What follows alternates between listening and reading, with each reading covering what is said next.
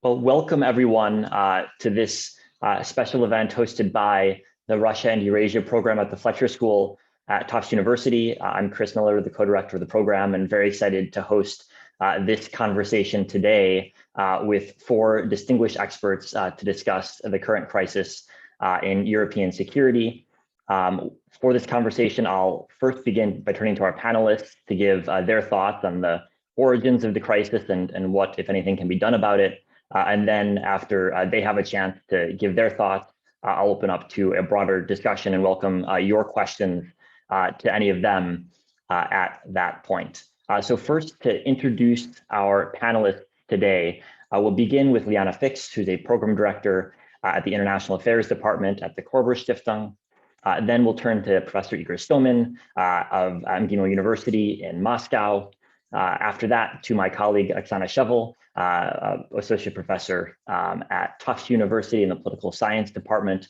And then finally, wrapping up our comments will be Sergei Utkin, head of the Strategic Assessment Section at IMEMO, also in Moscow. So we've got four real experts in this field, four people who I hope can shed some light on what's driving this crisis and potential pathways out of it. So I will just begin by welcoming both all of our panelists and all of the audience in what I hope can be an important and productive discussion. Certainly not a simple discussion, but I think one that we have to be having at this point and ought to take seriously the contributions of each of the participants. So I'll begin by turning the floor over to Liana for her remarks to kick us off. Liana. Thank you so much, Chris, and hello to everyone. Thank you for the invitation to take part in this discussion. I will try to provide something of a European perspective on the current crisis, and I will start by perhaps taking a little bit of a broader look on where Europe, and by that I talk specifically about Germany and France here in this context, so rather the Western European perspective, stands on the crisis and stood in the past on the question of European security. And I will try to make a couple of points in my quick introductory remarks.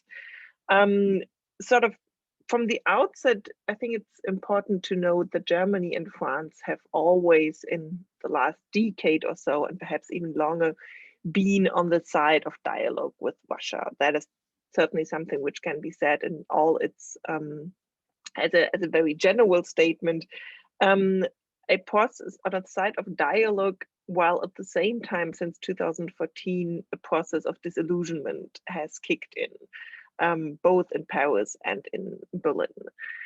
If we compare the situation to, let's say, 2008, the war in Georgia that we saw, in 2008, the French-German perspective on the conflict was very much, we had this crisis in Georgia, there was a lot of diplomatic effort going on containing it, but the lessons learned from the German and the French perspective was we need more dialogue with Russia rather than less dialogue.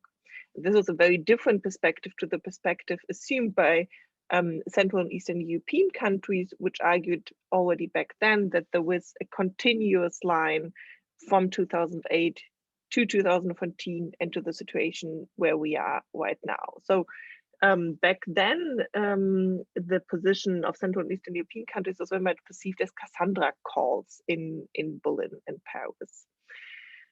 But this really has changed since 2014, and we see in the situation now how this continues to change. And I make this argument to throw out the point that Russia at the moment is especially playing its cards with Paris and Berlin not very wisely, because they have been those that always acted for dialogue with Russia.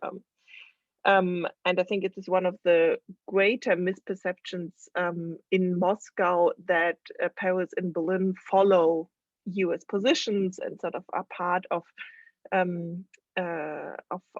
US foreign policy, because it undermines and it underestimates the potential of Germany and France and for their own foreign and European and security policy. What really has led to the shift in the perceptions in Paris and Berlin was the use of military force and the willingness to use military force with the annexation of Crimea in 2014, and also the willingness to assemble military force to such an extent at Ukraine's border right now. This is really what is perceived in Paris and Berlin as disproportionate to any concerns and security concerns that might be there from the Russian side. And what was another, I would argue, mistake was the publication of confidential letters from Paris and Berlin within the Normandy format, because Paris and Berlin really had stakes into the format, and the Normandy format is still the greatest or the most important part of Germany's diplomatic response to the current crisis. So by publishing these letters and by basically circumventing Paris and Berlin, asking for a direct dialogue with Washington, Paris and Berlin had a backseat and felt that they were sidelined in these negotiations, which again is something which is unfortunate, because it is exactly Paris and Berlin that would always make the case for more dialogue with Russia. We are now back with the Normandy format. There have been renewed meetings. So this approach of just US-Russian bilateral diplomacy has to some extent changed. And another aspect in this is where we perhaps see a difference between the European and the US perspective is the threat perception of the current crisis right now. Although there have been common statements by NATO members on how they view the situation, and the situation is taken very seriously in Paris, Berlin, and in Washington, there seems to be a perception in Washington that an escalation of the crisis is much more imminent than in Paris and Berlin. This is not to say that Paris and Berlin do not take it serious, but in Paris and Berlin, it is rather the impression that it is used as the military buildup is used as a threat scenario, as a negotiation strategy from the Russian side. And the threat of military escalation is perhaps not the most probable avenue that will be proceeded. Another point which I think is important to make is that there are differences when it comes to the question of the European security order and what state it is in.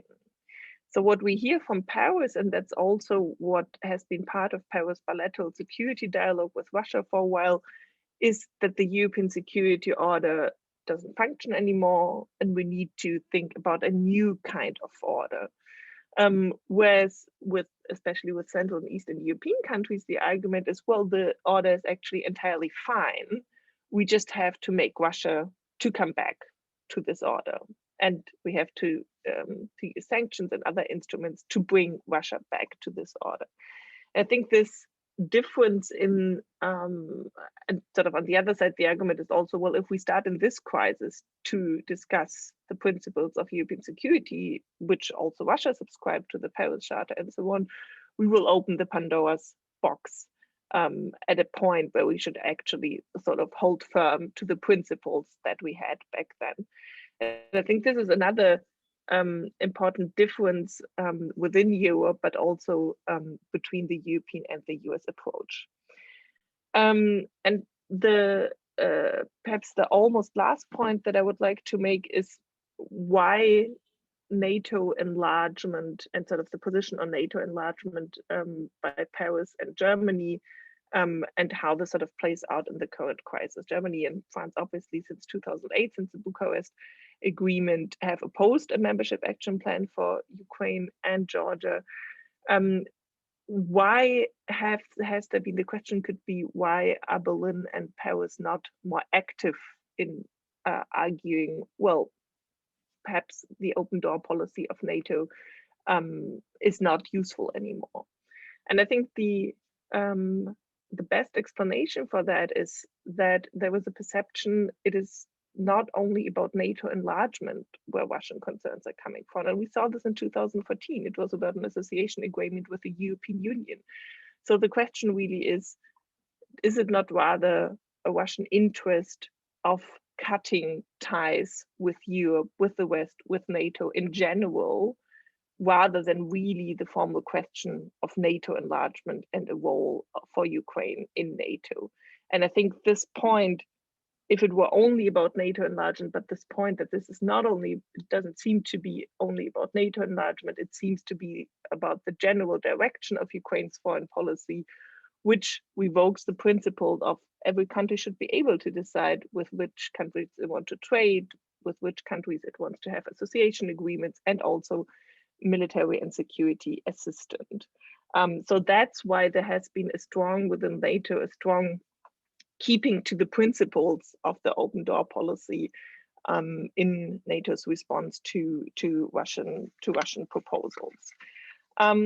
And perhaps just with a view to the German perspective, and I will conclude with this, and I said this before, that I think Moscow doesn't play its cards with Paris and Berlin in a smart way, is that the result that we might see from these actions now at Ukraine's border is that Germany has become even more alienated towards Moscow than before. There is a more serious discussion on Nord Stream 2 and stopping Nord Stream 2 than there has ever been in Germany. There's a more serious discussion on defensive weapon deliveries, where there's still a perspective that those will not be delivered from the German side. But it is increasingly difficult also in Germany to make the argument that dialogue is the preference. Deterrence has really become an important part of the German response, and this has become an accepted response, part of the German response, in as much as sanctions are not discussed in the same way as they've been discussed in 2014. Sanctions are perceived as a necessity if we see a military escalation. And I think this process of alienation and disillusionment between Germany and Russia, and I know there has been a lot of criticism towards Germany's position, which we can discuss in more detail, but I think this is something where the question really is worth asking, if these are sort of not rather the counterproductive goals that Russia was actually hoping to achieve with its actions. I'll leave it with that. Great. Well, thank you, Liana. There's a lot to dig into there, but before we pepper you with questions, which will be many from the audience, let me turn to Professor Istomin next, and then we'll circle back for questions for Liana after we have all our initial comments. Igor, the floor is yours. Thank you so much. I hope you hear me well. It is great also that we have Sergey also on the panel. I think it is very important that I, for example, can represent only a Russian perspective. As you know, Russia is very rich and diverse country with a great plurality of views. So I think my colleague will perhaps disagree with some of the things that I will say, and that's absolutely, you know, how it happens all the time.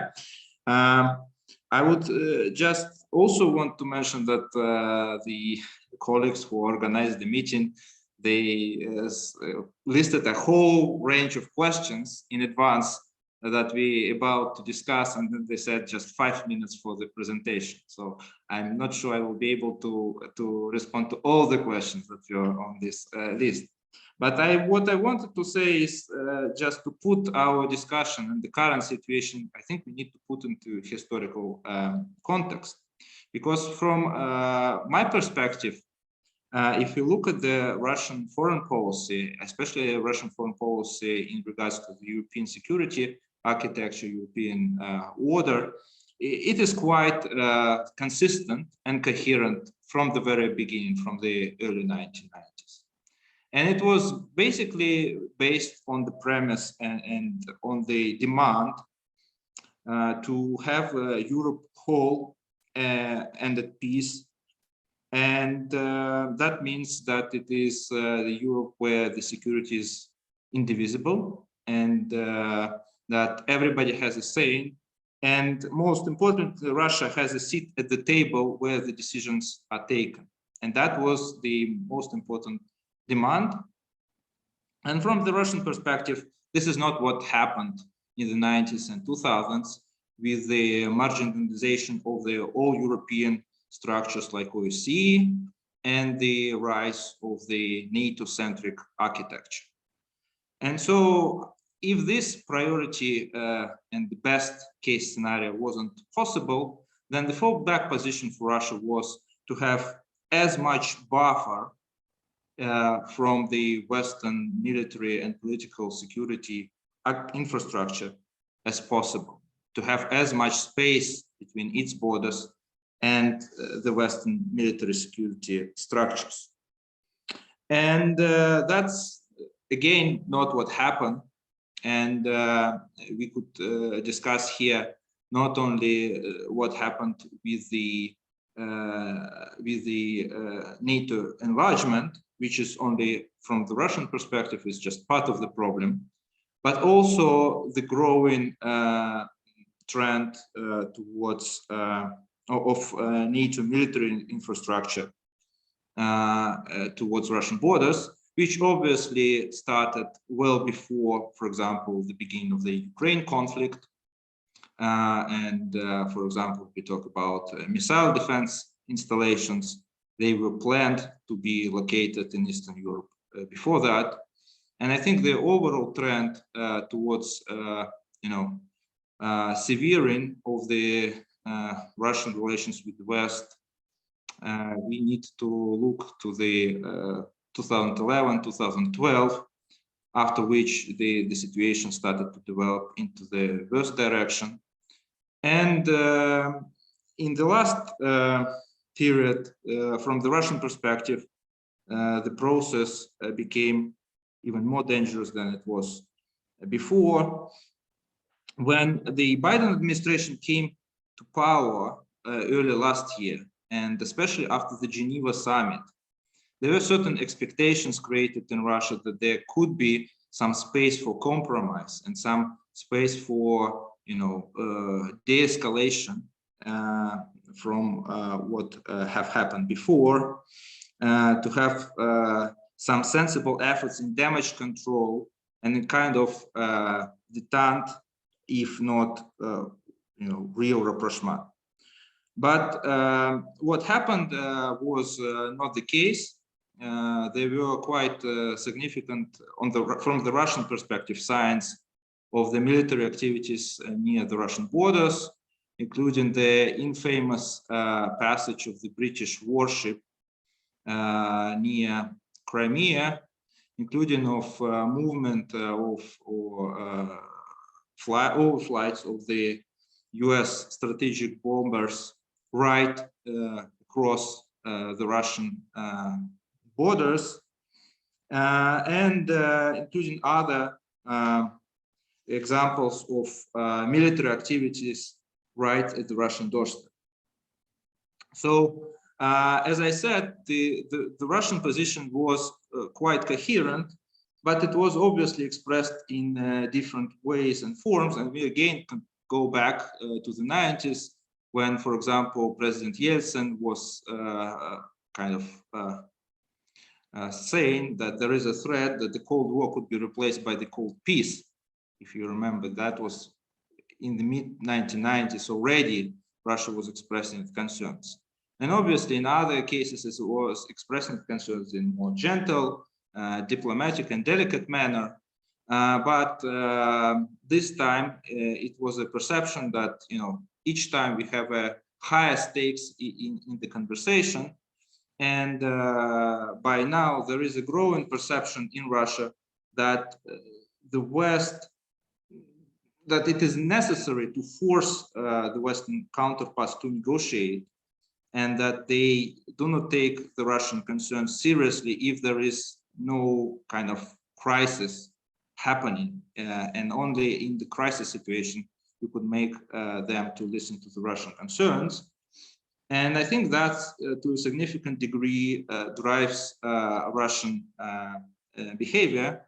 I would also maybe respond to a degree to what Liana said, and I also could only attest that there is an understanding and quite a long-term feeling that France and Germany wanted to play a more constructive role in the European security architecture throughout the last decades, and they were trying to retain dialogue. But from the Russian point of view, the dialogue for the dialogue's sake is not a solution, not a solution anymore. And the ideas that were put on the table, they didn't lead to any improvements from the Russian position. It seems that the only credible counterpart with whom Russia needs to negotiate and can negotiate is the United States. Because if we will find the solution with the United States, then the European allies will go alone, as they did many times in other circumstances. They did in Afghanistan, when the United States decided to leave Afghanistan, as they did on AUKUS just last year, as they did on when there was the US withdrawal from the INF treaty, and then NATO members supported this withdrawal.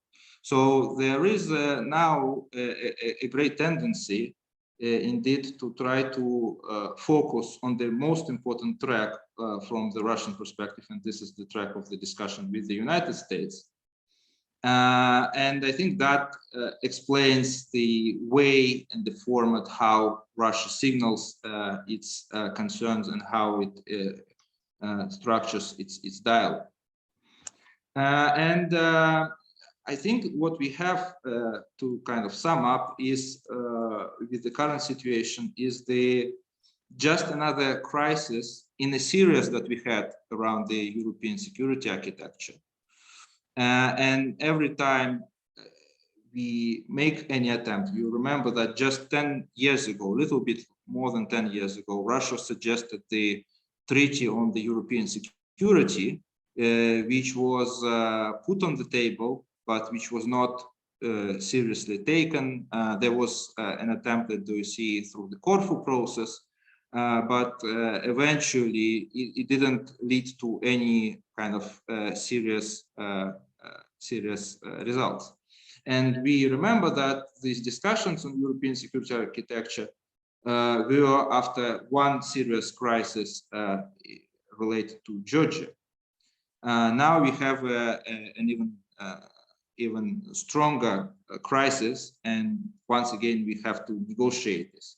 And I'm just afraid, I also do not think that the current situation will necessarily lead to some military clash, but I do think that if we do not address the questions that are, real security concerns on both sides, then we will necessarily have next crisis, and maybe next crisis will not be as lucky as we did in previous times when we avoided the major escalation.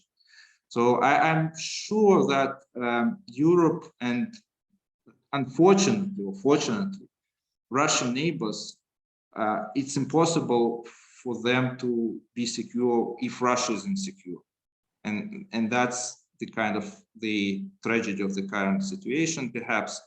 But that's why I think that the Russian suggestions that we need to think about the changing of architecture could be not only in its own interest, but also in the interest of those states who are concerned with the Russian activities and with the Russian behavior. So with this, I would like to stop here, and maybe we'll have a conversation. Great, thank you, Igor, for those remarks. I'll turn next to Professor Shevel. Oksana, the floor is yours. Thank you very much, Chris, for the invitation to speak to this panel. I'm going to take a few minutes that I have to bring to approach developments in the current crisis through the lens of Ukrainian domestic political developments. And what I would argue are misperceptions about them, not only on the part of Russia, but also on the part of some Western analyses. And why are Ukrainian domestic realities important? I would argue that they are very important because they make any scenario of Russia achieving its sort of maximalist objectives, as in reestablishing control over Ukraine, illusory, including by force, which I think in turn affects the likelihood of an invasion and possible ways of the current crisis. So there is time, I'll speak a little bit about this. So what are the very important realities with regard to Ukraine that are basically, unfortunately, I think in Russia get dismissed? I think these are the profound shifts in Ukrainian public opinion that took place since 2014, which made attitudes much more anti-Russian and pro-Western, including pro-NATO, than they have been in the 30 years of Ukraine's independent history. And this, I would argue, in turn, increases the costs of an invasion and also makes control of the territory of Ukraine by, through some of these scenarios we've seen circulated in the press, like the fall of the government, some kind of pro-Russian proxy government, and so forth, really not very realistic. So I'll say a little bit more about this. So let me say a little bit about the shifts in public opinion, which I would argue are a direct result of Russia's actions in 2014 when it moved to annex Crimea and foment insurgency in Donbass, again, supposedly to increase its security and keep Ukraine in the sphere of influence. But as a result, it's actually, I would say, Russia lost influence over Ukraine as a result of this action. So it is sort of ironic, just echoing what was just said before, that certain actions to increase security make you less secure. So I think we see that dynamic playing out between Russia and Ukraine as well.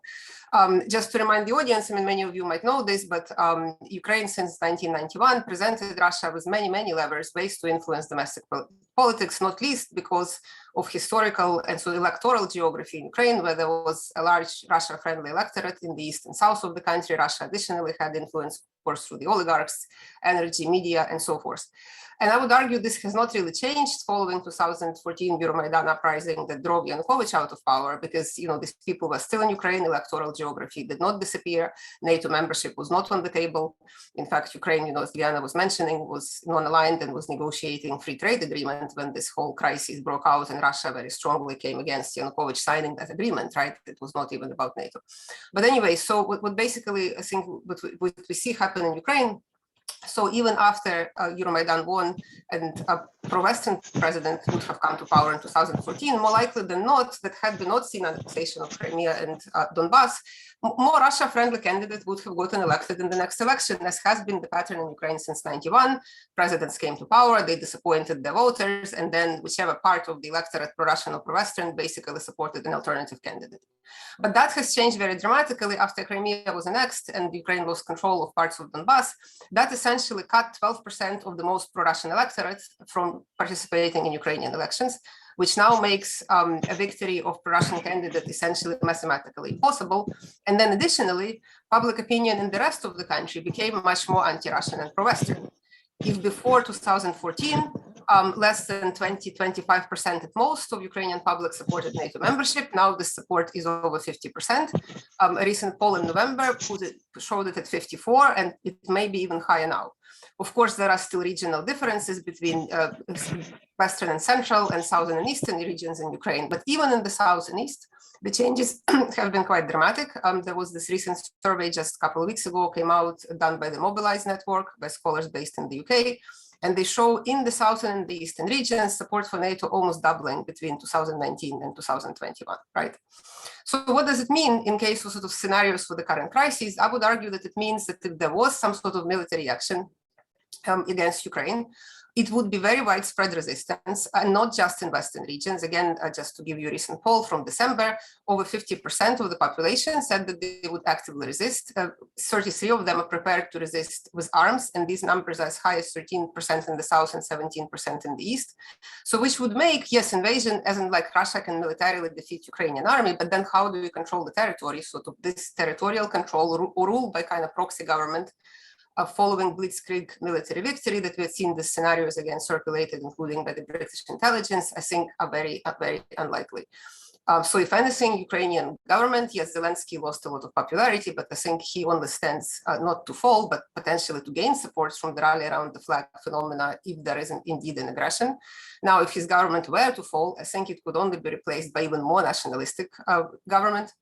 And then if some sort of pro-Russian puppet government were to be designated by the occupying force, it would have essentially zero legitimacy. Not the public, no government institution, no elite group would support this kind of government. How can it rule? It can only rule with sustained backing, military backing from Russia, which would mean lengthy occupation with hundreds of thousands of troops. Is Russia prepared to engage in this kind of scenario with massive sanctions, international isolation, and still not be able to achieve its goal of controlling Ukraine? I certainly hope that this is something that they're thinking about. Igor, of course, is right. There are many diverse viewpoints within Russia, but unfortunately, Putin is the one who makes decisions. I certainly hope he considers such consequences. We don't really know. One thing that we may want to talk about in the Q&A, I was on a few panels with experts on Russia recently, and they mentioned something that sort of how small decision-making circle now is, including because of COVID. So the kind of information that Russian leader receives may be quite limited. I don't know anything about that, but I think that would be, one piece to sort of analyzing the current crisis.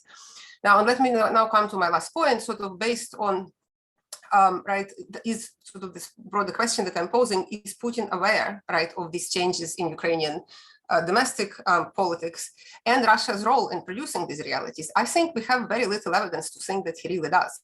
His pronouncements about Ukraine clearly shows that he does not see Ukraine as a state entitled to independent agency or Ukrainian people being able to have legitimate preferences that don't agree with Russia's preferences. Ukraine is presented as some sort of basically a puppet of the United States. Putin seems to genuinely believe this idea that Ukrainians and Russians are somehow organically one nation, which in turn leads him to dismiss, and I think this is very dangerous, to dismiss public opinion data from Ukraine that shows these changes that I just mentioned, that these changes, these opinions either somehow artificial, including caused by US meddling, or they're outright falsified because Ukrainians are ruled, quote unquote, by fascist junta, and they're afraid to express their true pro-Russian preferences. This actually, Putin said exactly pretty much this when he was asked about public opinion, changes public opinion in Ukraine at a recent Valdai meeting. I think that creates very dangerous alternative reality.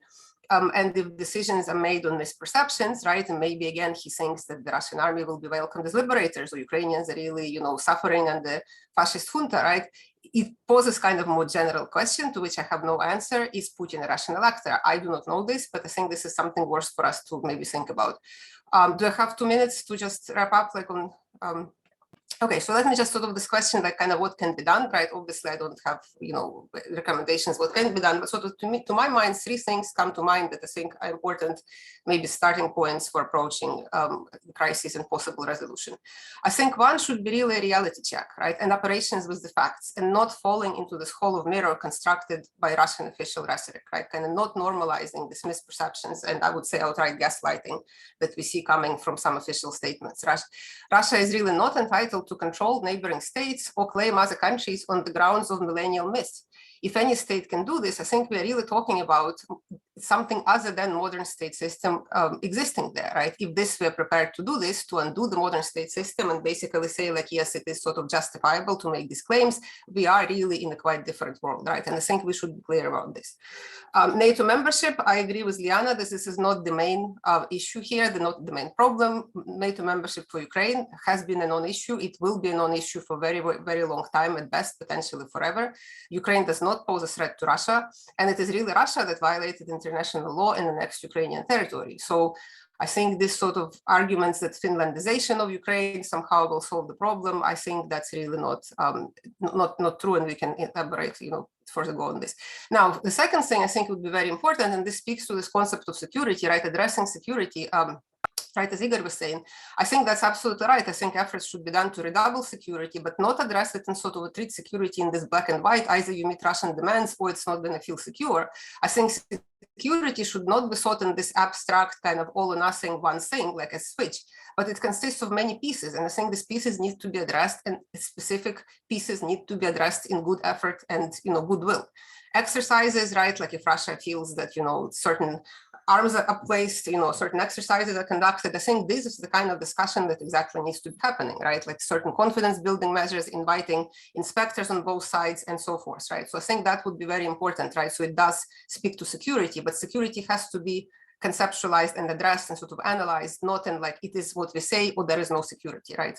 And then finally, I think it's also would be very important, and the West is doing it to some degree, to basically make preemptively, to avoid conflict, very clear to Russia that this sort of another military intervention in Ukraine would be very, very costly. As you know, I think Ukrainians would make it very costly, but I think if it is clear to Putin that there is really more to lose and less to gain by this kind of aggressive action, maybe that would be another piece to preventing this crisis from escalating further. So I'll stop here. Thank you. Great, thank you very much, Professor Sevel. And finally, Sergey Utkin, the floor is yours to wrap up our initial comments, and we'll turn to Q&A after that. Sergey. Thank you. I'll try not to double the time for Russian speakers, and we'll just stick to a few bullet points that I consider very important given the discussion that we already are having here.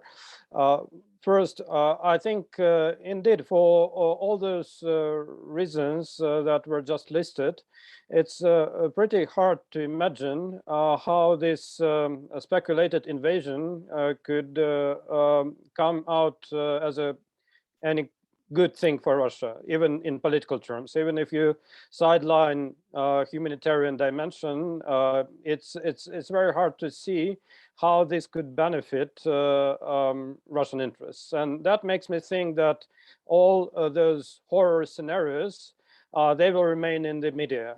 They will not see the light of the day. They will not bring us into this disaster. And what's also important in this regard is that this whole discussion on European security intensified upon the Russian initiative. And I can hardly believe that this was done with the intention of dragging ourselves in a horrible conflict. So I think, yes, you do have military means used in the political game to back up the negotiations process, if you like, for other sort of reasons to show the potential, but I do not think that we are indeed moving in the direction of an open conflict between Russia and Ukraine to a larger scale than what we have witnessed so far. Because of course, if you look from the Ukrainian angle, it's like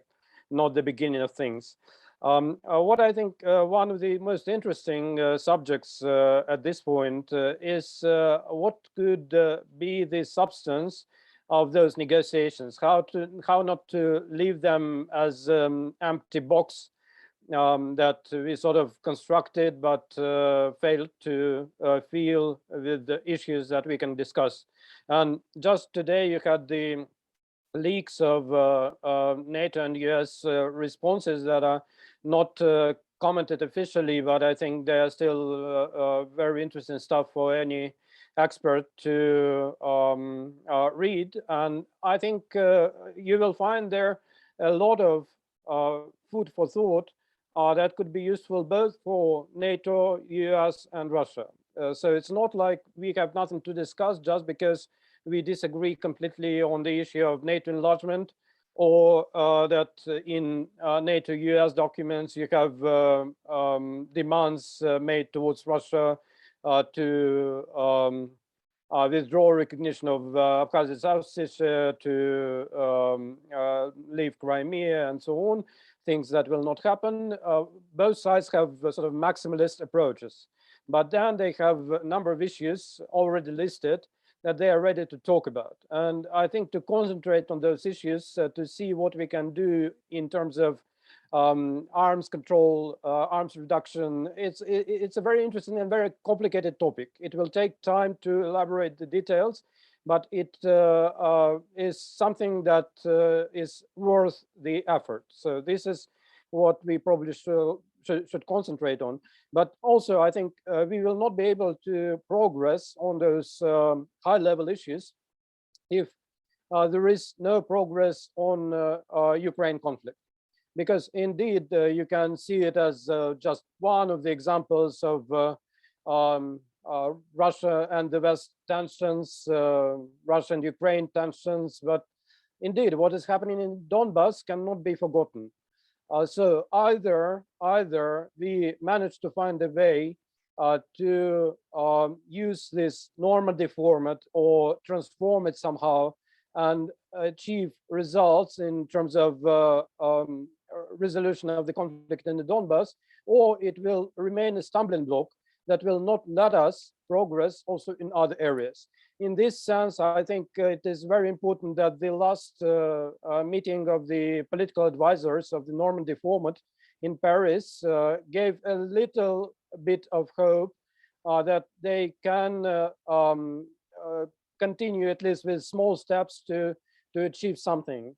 It's still not clear whether this will be possible. You had skeptical comments on the Ukrainian side, whether the Minsk agreements can at all remain a true basis for any kind of compromise that could be struck with other parties in this conflict in the end.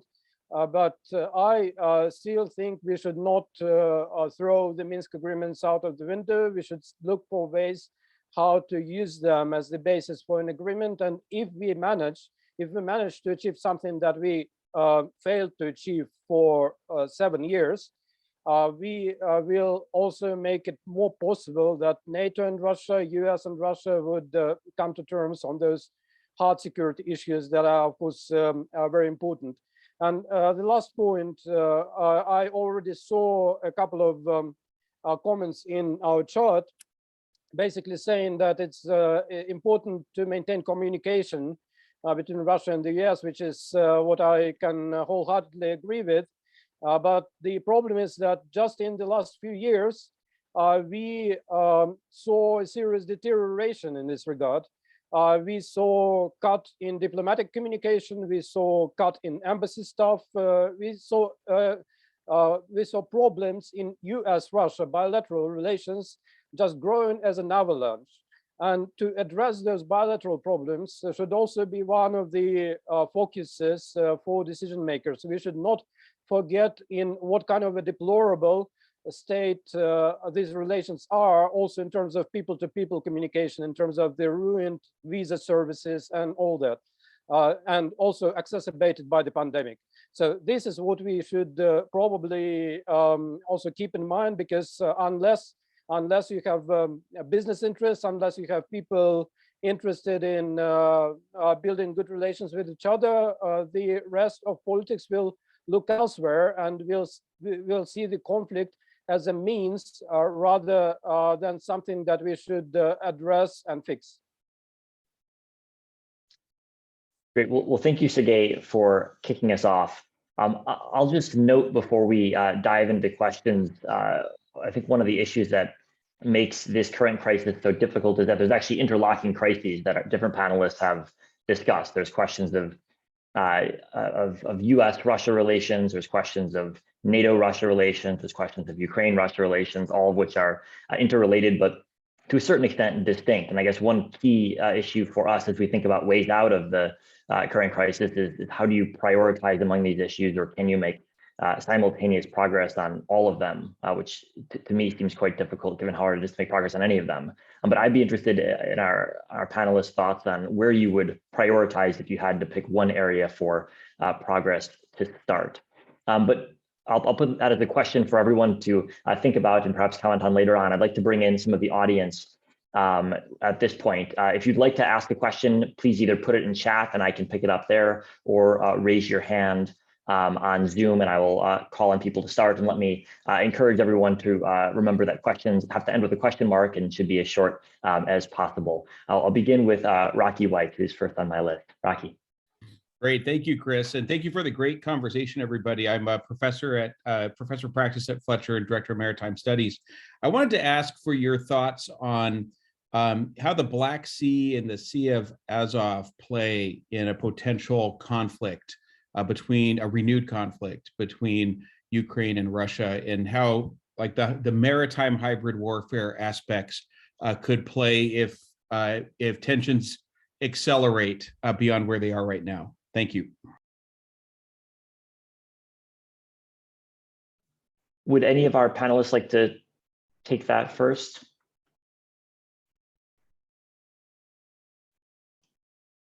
Well, perhaps let me see if I can call on Sergey, since he was the last to comment, and direct that to Sergey, if that's okay.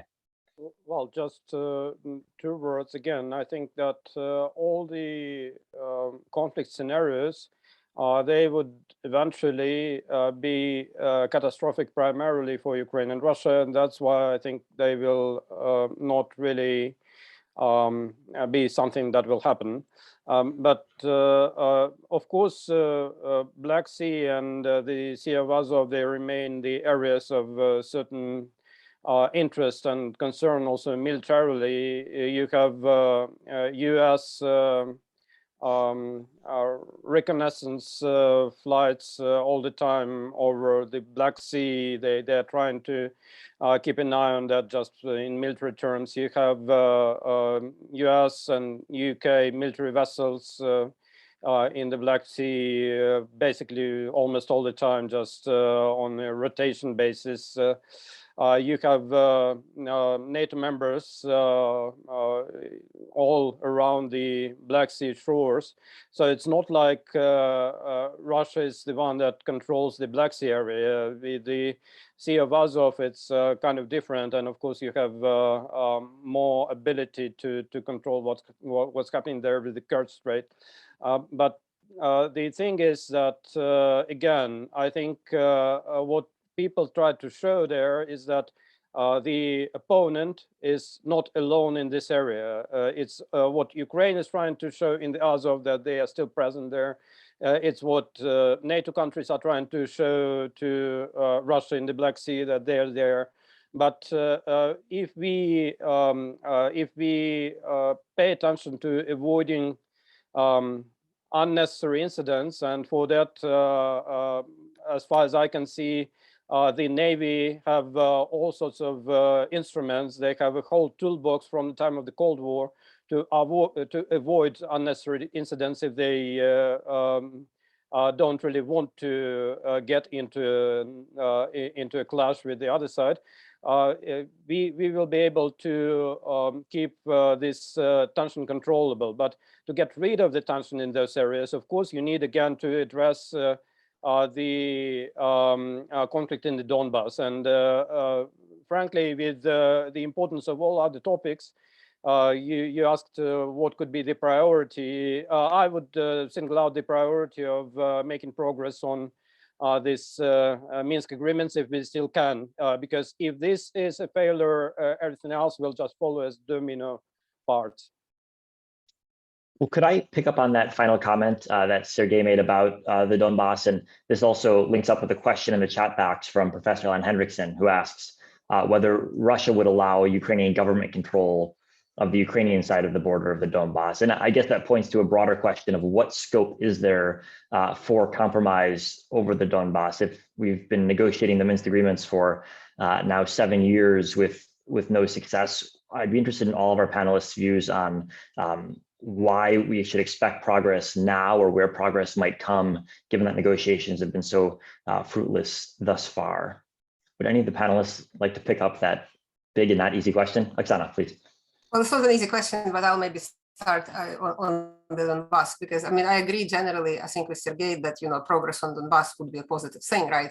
But we are where we are after 7 years, you know, for some real reasons, right? And actually just, you know, just to mention to the panelists, I actually do this Donbass conflict simulation in my post-Soviet politics class in Tufts since 2015 with all our brilliant students, and they really do a good effort. They sort of try to get into the heads of negotiating sides and see if they can actually implement Minsk, and invariably they fail, right? The class fails every time. And I mean, I think that there are reasons behind it. So what I would say on the Donbass, I think what we have there are two problems as I see it for now, right? First of all, I mean, as you know, we all know Donbass is not particularly advantageous to Ukraine. It was signed, you know, when Ukraine was militarily defeated, you know, with the help of Russian forces in the summer of 2014, right? And then again in winter 2015.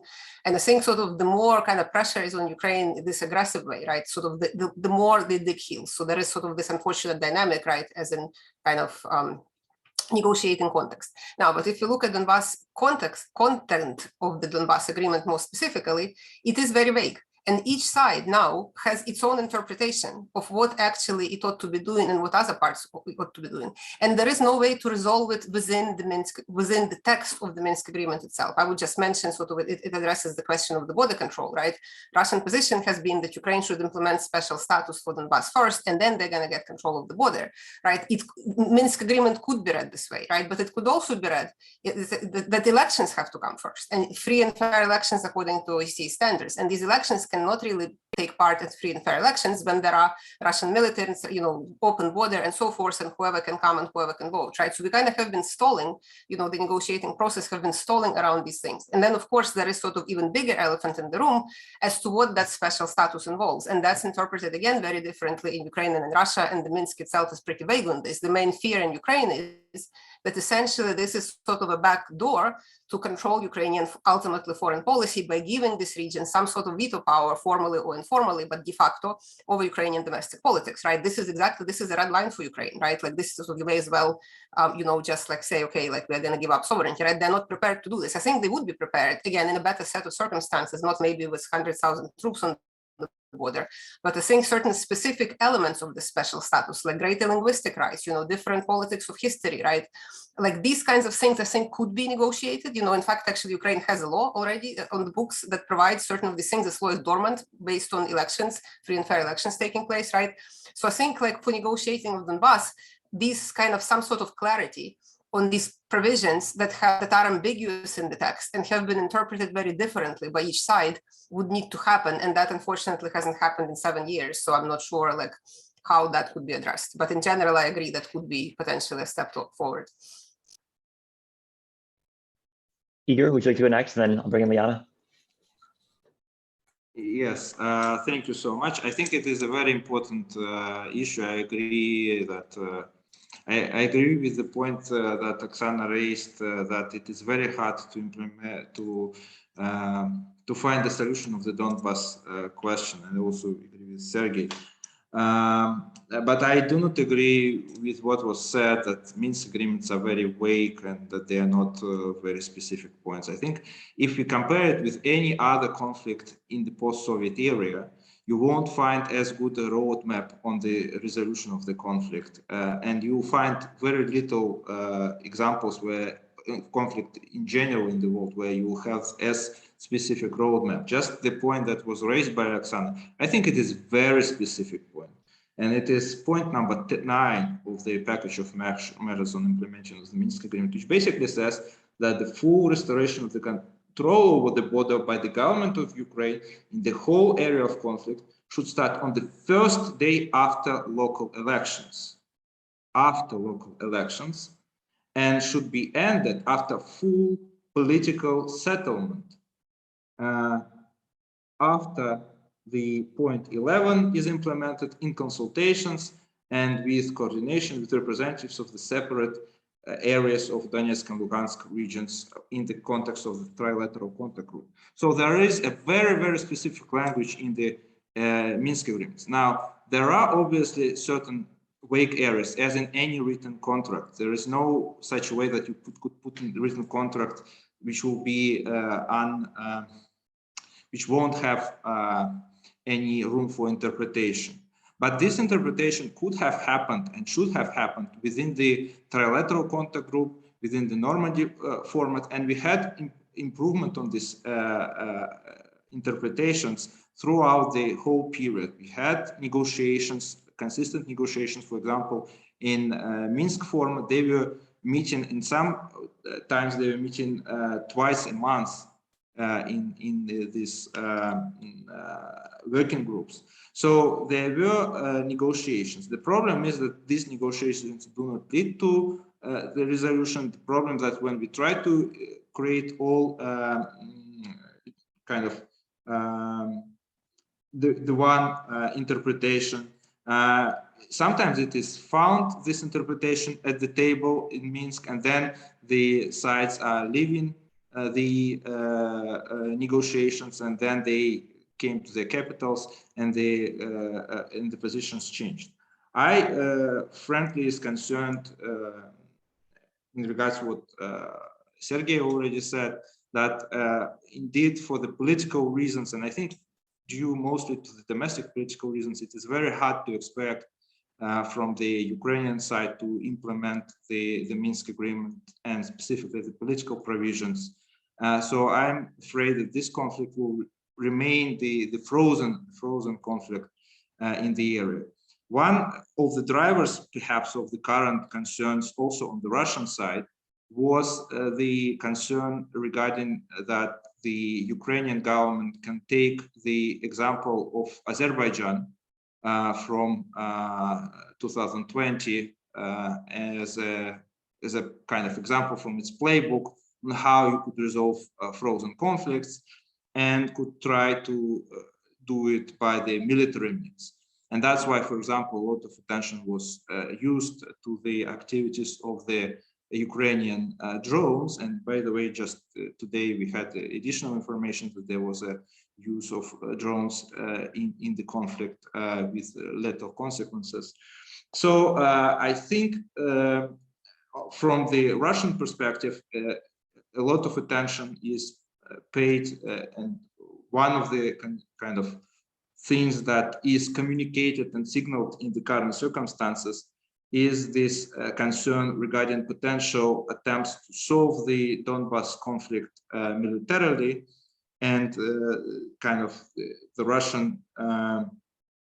attempts to prevent these developments from happening. And that's why I think also there is so much focus on the Russian-Ukrainian border in the last months, in the last year. Igor, could I ask one clarifying question before turning to Liana?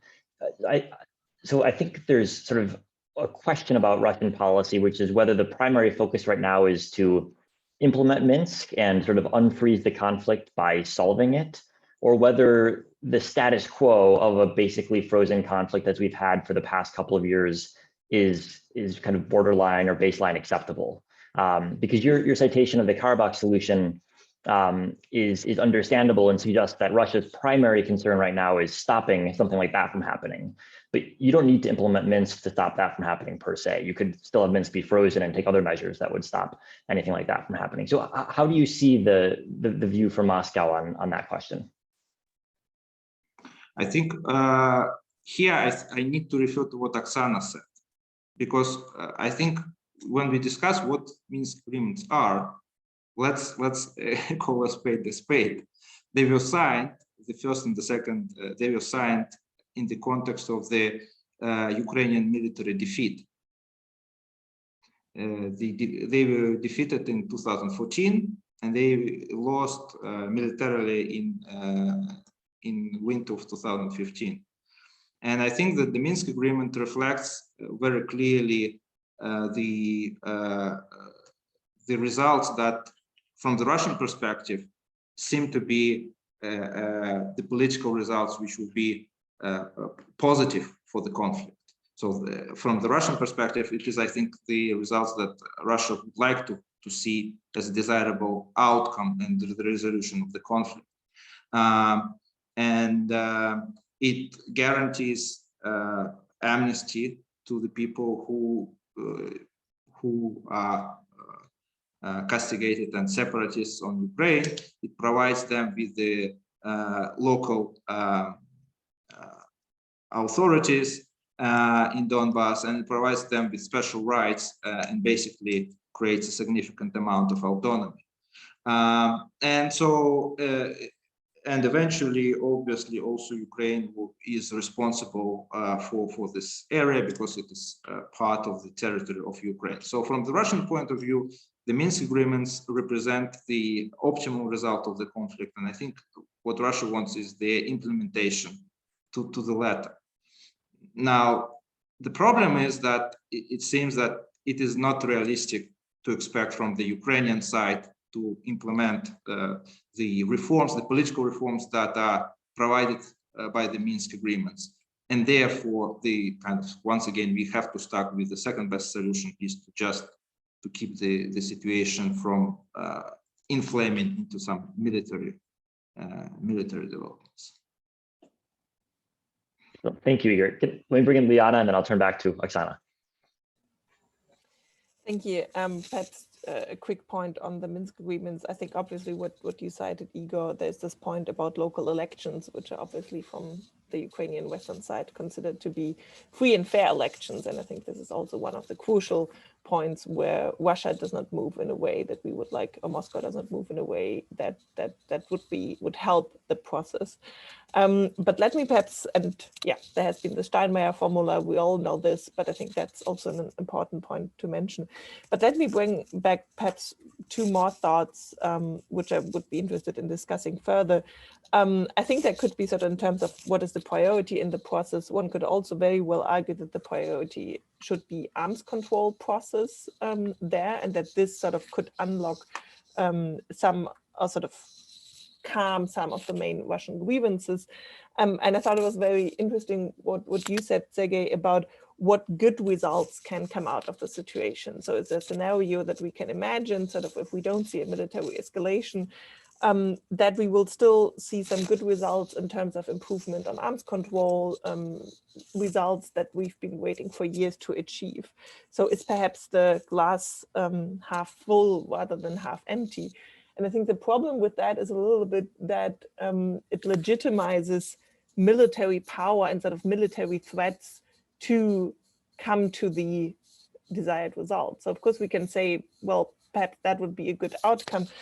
But I think that is very much at the core of the problem with Russia's actions right now.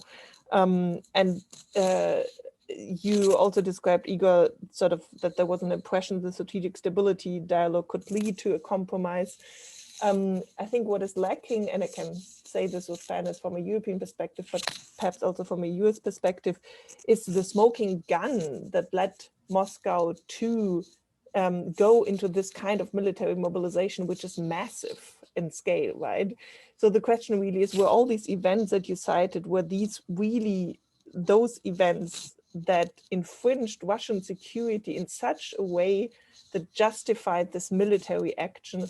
Or is it really sort of an impatience and just a pure willingness to use military force to achieve political gains? And I think this is perhaps the main disagreement, that this approach of using military means is something which alienates and which would be difficult as a principle in international relations in general, if this is the way we achieve the results that we would like to achieve. And I think another concerning development is certainly, if the argument goes, it is really just about concessions from the West. Another concerning development is certainly that the buildup continues at the Ukrainian border, and that I find difficult to square personally, sort of in thinking about the current situation. Well, if it is really just about political concessions, why does the buildup continue? If we already have established this negotiation process there, why upping the military buildup to gain even more concessions? It doesn't seem to fit together in my mind, which comes back to a question we had at the beginning, and which someone also said in the chat: to what extent is the Russian president a rational actor in this situation, or to what extent has he become sort of boxed himself into his own perception of the situation, which perhaps also, I mean, the foreign ministry seems to have been very also to some extent surprised by the suddenness of the Russian president's demands, if you listen to Ryabkov and to the other statements. So, and I mean, there's this great book of Graham Allison about the essence of decision making, and it was John F. Kennedy who said, well, in the end, leaders perhaps don't know themselves where they take decisions. So there might be other than these logical, rational reasons that we see which drive the decision-making in the Kremlin right now. And I think that is something which is the most concerning to me, because I don't see the logical pattern, and I don't find it entirely convincing that this is only to gain concessions and that we will leave all this happy with a new European security order. I'll leave it at that, perhaps. Thank you, Liana. Oksana, do you want to jump back in on just very briefly, just to kind of circle back to something that Igor was saying, and I guess we are disagreeing on this, but I would say that there are, you can sort of pick and choose parts of Minsk that would seem potentially less ambiguous and fit one side or the other. But if we're talking about this restoration of the border on the day after local elections, right, we still have elections coming first, right? And there is no agreement on the elections or withdrawal of the so-called illegal armed formations, right? Again, which have to happen before, or the OSCE monitoring, right? Which again, Russian forces have been blocking along the line of contact and Ukrainian-Russian borders specifically. So I think what the broader problem here we have is the fundamental lack of trust, right? Like as you were saying, that maybe Russia and the separatists there believe Ukraine would implement some sort of Azerbaijan scenario, which I personally think is completely unrealistic. I don't think there are any suicidal groups, politicians in Ukraine that would actually move militarily on Donbass, but that's sort of right, like one perception, right? And I think from the Ukrainian standpoint, I mean, there is absolutely no trust that, that Russia would actually let them to retake the border, right? So again, and sort of this broader issue that Russia doesn't even acknowledge its role in the conflict, right? So I think we really have, right, I would still stick to my point. I think Minsk is sufficiently vague to allow conflicting interpretations on many, or sequencing on many of these measures, right? But I think we have even bigger problem of this fundamental lack of trust, sort of who's to blame, who started it, right, and who's actually involved. So. Well, and I guess, Oksana, if I could jump in, the story of there being a lack of trust is in some ways the optimistic version of the Minsk scenario, that you could increase trust and thereby find a solution that would be amenable to all of the different parties involved. But I think there's an even more pessimistic scenario whereby there are simply different interpretations of what Minsk means based on questions of sovereignty that are fundamental and not trust-based. I mean, as Igor said, there was a military defeat on the battlefield that led to Minsk. And so if one party thinks they're still fully sovereign, the other party doesn't think they're sovereign, that's not a question of trust. That might be a question that can't be negotiated through. It's either accepted as a disagreement or resolved. Hopefully not, but potentially again on the battlefield. Let me bring in a couple more questions from the audience. Next on my list is Katerina Canyon. Katerina? Hi, thank you to the panelists for coming in today to talk to us about this important subject. My question is for Igor, and it has to do with Oksana's earlier comments when she talks about how independent determination should not be seen as a threat, and how she supports, different sort of processes that support confidence building, as in putting together military agreements and different structures to support that. And I wanted to know what Igor's thoughts were on how Russia sees independent determination as a threat. Great, thank you, Katerina. I'll bring in one more question from Thomas King and then turn it back to our panelists. Thomas? Yes, I found it striking the extent to which the Biden administration, both Biden himself and his press secretary, have positioned an invasion, major or minor, as a foregone conclusion at this point. And then this would be in the face of many experts who believe that it would be far too costly for Russia. So my question is, why is that? And then what is your general assessment of the messaging of imminence out of Washington? Great, thank you, Thomas. Would any of the panelists like to volunteer to go first on any of these issues? Igor, I know you were mentioned directly, so Igor, I'll turn it to you. Yeah, I think I will respond, but first I want to say to what Thomas said. I think we need our American colleagues to respond to this question: why the Biden administration chooses to its policy. It seems for me in our conversation, obviously, Chris is trying to share the American perspective, but I hope we could have more of this American perspective because it is very important. I will just also would like to mention a few things in regards to some of the what colleagues said. I agree with what was said.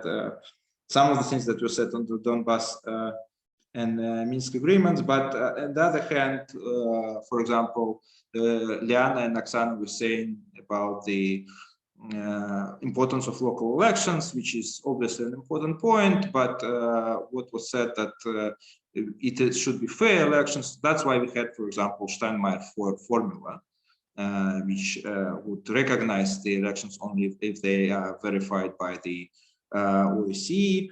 And because we had so long negotiations, we had already many solutions to many of the issues suggested by the experts and by at the negotiation table. The problem is how to implement them and whether there is a will to implement them.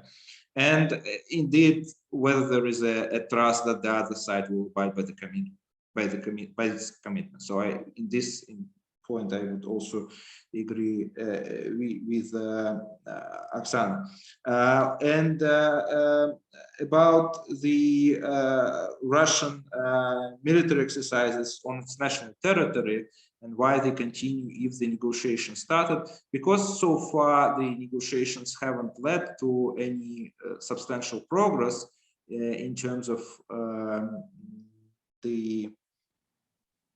any resolution of the existing concerns, and the signaling on the part to the Russian suggestions is very mixed. I think what Sergei mentioned was very right, that there are some positive signals even in the responses that were leaked today by El País. And there are some kind of points with which we can work on, but it still is in a very early stage. So I think on the Russian side, there is a great concern that it could be something of repeat of the situation like with the Corfu process or any other previous attempts when the negotiations started, but basically they didn't go into the any progress, but it's indeed striking that with the recent round of proposals and counter proposals, some of the points that previously were told to Moscow, the West told to Moscow that they are non-negotiable, they finally at some point started to be negotiable, right? Previously, it was said that when Russia suggested some moratorium on the intermediate forces, intermediate missiles in Europe, and the NATO response was, it's not a starter, we are not interested in discussing it. And now, suddenly, surprisingly, the United States say, oh, by the way, we are happy to discuss this this idea. So it all creates a situation in which indeed, from the Russian perspective, it seems that the real talk only happened when there is certain crisis, and then you could have some progress. And I think it is not a normal situation on both sides. It's not a positive situation, but this is the kind of reality which factors, I think, in the Russian decision-making from now on very strongly. And now the question that was raised by Katerina about the the right to choose the alliances. The Russian perspective is that military alliances they are not necessarily stabilizing for the regional security architecture because they enhance the security dilemma. And so when you have some countries joining the security alliance like NATO, and obviously in the NATO documents, initially NATO was created, as we all remember, to keep Russians out, right, to contain Soviet Union at that point in time. But recently, especially after 2014 and 2016, it refocused on its deterrence towards Russia. So due to the nature of the NATO alliance, it is only natural for Russia to look at this institution with a great suspicion and concern, and maybe even fear. especially if you look at the distribution of capabilities, in which we all hear about the massive Russian military force, which is so threatening, but we shouldn't remember that the European states, European members of NATO, without the United States, spent on military issues more than 4 times as Russia, 4.5 times as Russia does. I mean, with all this military spending, with all this military potential, it is indeed an uneasy situation from Russian perspective. And I saw a question from one of the participants, I think it was Mia, asking why not offer Russia a NATO membership. And it brings me back to the discussions that we had back in the 90s and the early 2000s. And by the way, at that point in time, the Russian leadership was very open and said, we would like to join NATO. But at that point in time, this path wasn't taken. And in several years after that, as you remember, Mr. Putin said, thankfully, we are not part of any military alliance. And because alliance leads to the loss of the sovereignty, and therefore we don't lose sovereignty. So the Russian attitude towards NATO, while kind of consistent in its principles, it also changed through time,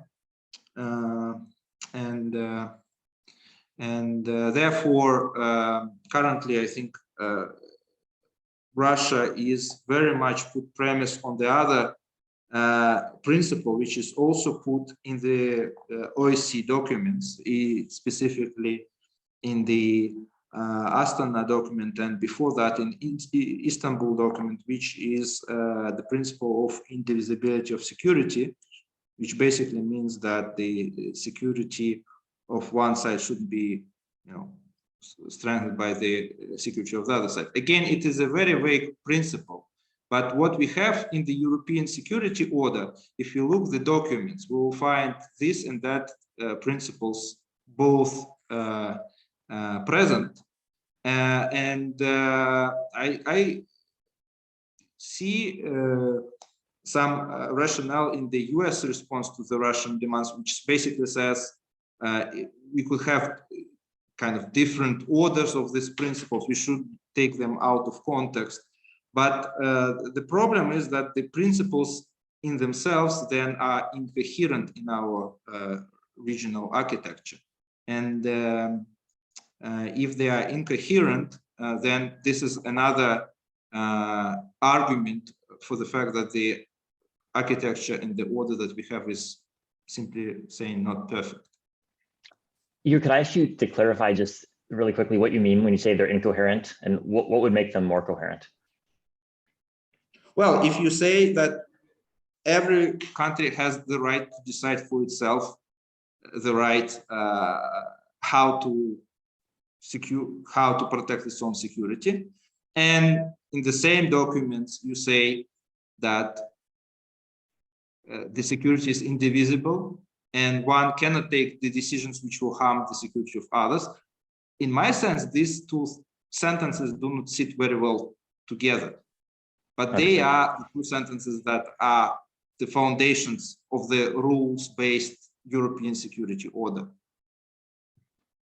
Understood, thank you.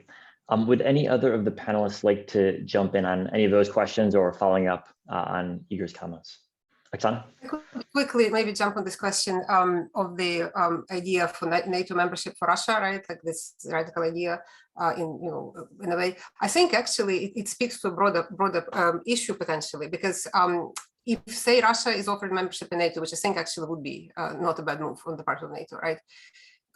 certain things would need to change in Russia, and that maybe this is why Putin is much less enthusiastic about it, right? Because the country would have to be a democratic country, and also in NATO there is a consensus-making decision, right? I don't think Russia would be agreeable to either of these things because basically, it's clearly not a democratic country, and the idea that it would have sort of equal say with Estonia or something like this, I don't think that's something that sits well with Russian leadership, right? So, and that I think takes us to a broader point that some people have argued, and I think there is something certainly to this argument, that the reason kind of we have current crises, at least one of the reasons, and this whole tension with Ukraine, it's in addition to the security concerns we've been discussing here, there is also kind of a regime dimension, right, to this crisis. Because if Ukraine were to become a functioning democracy, country close to Russia, historically, geographically, otherwise, right, it could, would it sort of in an objective pose a threat to Putin's political model?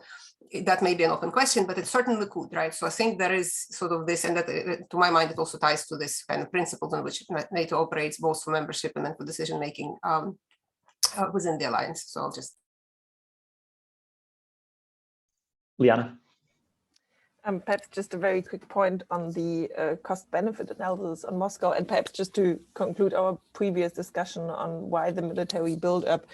I think if that is really the rationale in Moscow, that the threat of war works and that the military build-up will continue as long as all Russian demands are met, that is really, I think, quite a sobering takeaway, because it. Because it, as I said before, it legitimizes the use of military power in Europe to achieve any political aims. And I think this is probably the very basic disagreement in the whole crisis where we are right now. The question on sort of the cost-benefit analysis from Moscow's perspective, and why, I think, Thomas, this was your point, why Biden portrays this in such a way. I would argue that there's no difference in assessment of what is going on at Ukraine's border. So it's very clear that there is a massive military buildup, which can be used as an invasion force if it continues the way it does. And that's something that all members of the NATO alliance basically agree upon. The only question sort of is this really imminent and something that will happen within the next weeks, which the Washington seems to answer, or to tend rather to answer with yes, whereas in Europe there's more of a hope that negotiations can still avert this path, and that the military buildup is really a threat scenario. And I think we too often depart from our own cost-benefit analysis when we are thinking about a crisis. So from our perspective, it might be a cost-benefit analysis in Moscow, which doesn't make sense because it's way too costly to do this invasion. But I would be careful to assume that this is really the cost-benefit analysis that is pursued in Moscow, where the military gains that might be achieved with an invasion might outweigh the economic costs, because they're just sort of different benefits considered. And I think that's what we've seen in 2014, when almost no one, I would argue even in Moscow, expected the annexation of Crimea and the destabilization of Ukraine and the war in eastern Ukraine, and which showed us already back then that our cost-benefit analysis might differ very much from Moscow's cost-benefit analysis. And I think it's prudent to be humble here about what we actually can say about the close circle, of what it seems to be a close circle of decision makers in the Russian leadership. Igor, please. Just on the one point, an anecdote which I'm sure some of the panelists know. Last summer, bad anecdote I would say, but historically true. Last summer, when France and Germany proposed to have a talks with Russia, the summit with Russia after the Biden-Putin summit in Geneva, in the EU, this initiative was killed, right? Nobody wanted to, so the other members of the EU said, we don't want to meet with Russian leadership, we don't want to talk with them. Now, when the negotiations started and when the process started, the EU representatives saying why the Russians are talking to the Americans, why they talk about Europe without Europe, how could they talk about Europe without us? I think there is some inconsistency in this change of minds, and obviously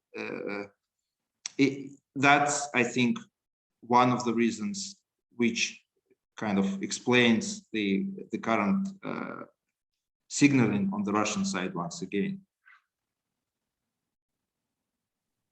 Well, we've only got a couple minutes left, and I want to make sure I wrap up this event on time, because I know everyone has to get on to their next event, and we have students who are headed to classes right after this. So we'll try to be brief in our last couple of minutes. I'd like to give one round of final comments to each of the panelists, just for 1 minute, looking forward on what they think ought to be the next set of diplomatic steps among the various parties. And I guess I leave our conversation still not sure in my mind whether the key issue is European security in its broadest sense and concerns about which missiles are deployed where and limitations on military exercises, or whether the key issue is really Ukraine and its status in the European security order. And obviously they are interlinked, but I guess I'm not more sure from our discussion thus far as to where the first steps would have to take place if in fact this crisis is to be diffused. So I'll turn it over to all of our panelists for 60 seconds of final comments, and then we'll wrap up. Sergey, can I start with you? Well, just 2 points maybe. On Europe and its place in those negotiations, I think we just had an interesting piece published at the European Council on Foreign Relations website, the ECFR, by Jeremy Shapiro, who sort of preparated the loss of weight of the EU vis-a-vis the United States in the recent decade or so. This is an interesting point that he made, and basically on those hard security issues, the feeling that you have at this point is that if you invite the EU at the table, the thing that the EU will say is that they completely agree with what the United States and NATO just said. So this is why it's kind of difficult to have them as another player in the room. I think it is a very important issue, this indivisibility of security. We had a letter by parliaments of the Baltic states and Poland, basically saying that what they insist on is that security shall be indivisible within NATO. That is like there should be no limits on the deployment of weaponry or exercises for any country of NATO. If you can deploy something in Portugal, you should be able to deploy it in Estonia. And of course, this is like an approach different from indivisibility of security in all of the OSCE area, which is sort of what you can find in the OSCE documents. And this is what we should speak about in detail. Indeed, it's like every issue is very technical and important at the same time. Think of the limitations of exercises. It's like every time you have exercises on the Russian territory, NATO says, well, it's too much and it's what we would rather not see happening. And when it happens on the NATO side, NATO says, well, it's on our territory, we can do that. If we need any limitations that could be agreed mutually, this is one of the questions for negotiations. And I think indeed it's one of very important tracks, but in my opinion, again, this track will just get blocked, if not initially, then at some point when we are already in process of negotiating, if there is no progress on the Donbas conflict. Thank you, Sergey. Oksana, I'll turn to you next. Oksana, you're still muted. I guess I'm going to just re-emphasize the point I quickly made towards the end of my opening remarks. I think a potential way forward out of this conflict would be to really treat security in political science terms, I would say a continuous variable rather than dichotomous variable, right? In other words, like either Russia gets what it's demanded or it's not unsecure, to kind of change, to the extent possible, the terms of this debate and really talk about the specific things that are happening, right? Which ones of these Russia potentially feels threatened, like what exactly are these threats, right? Because some of the threats, like, like what Igor was mentioning, if there is indeed some sort of fantasy in some circles in Moscow that Ukraine is plotting to retake Donbass by force, that's just wrong, right? Like, that's just not the fact. But then, if say there are certain, exercises or certain weapons with certain distances, certain things flying and things like that, I think that would be kind of unpacking, security concept in its constituent parts and really having honest negotiations about how to address those, right? So I think that would be one track. And I think that would, at least one would be a step in the right direction, in my opinion. Thanks, Oksana. Liana. Thank you. I will perhaps end on a more pessimistic note that I think before we can sort of sort out what actually are the priorities and if we have to start with arms control or with the Donbass conflict, I think we have to be sure that there really is an interest in negotiations and in a diplomatic track, and that this is not a pretext for military escalation or action. And I think this answer is not yet settled.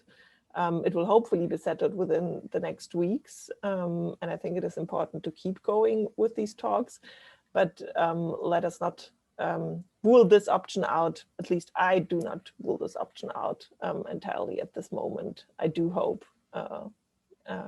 it will not happen for all of us. Thank you. And Igor, I'll give you the final word. So once again, the Russians are surrounded, right? Sergei was the first final, me the last final. I think what Oksana said is very right. We should not look at the initial positions that were presented as the kind of final positions, and we should seek the space for negotiations. I think that's what is important.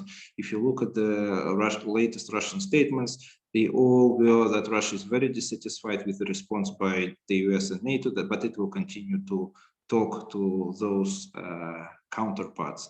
And I think this is the positive side.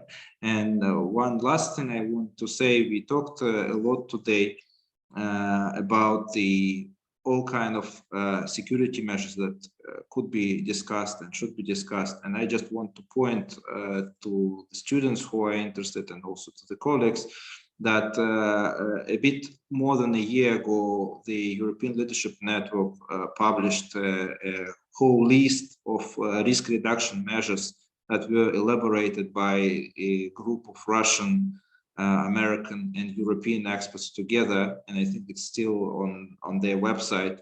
And it provides quite an elaborate menu which could be used if we are serious about de-escalating the situation in Europe and introducing certain change to the benefits of all the parties. Thank you.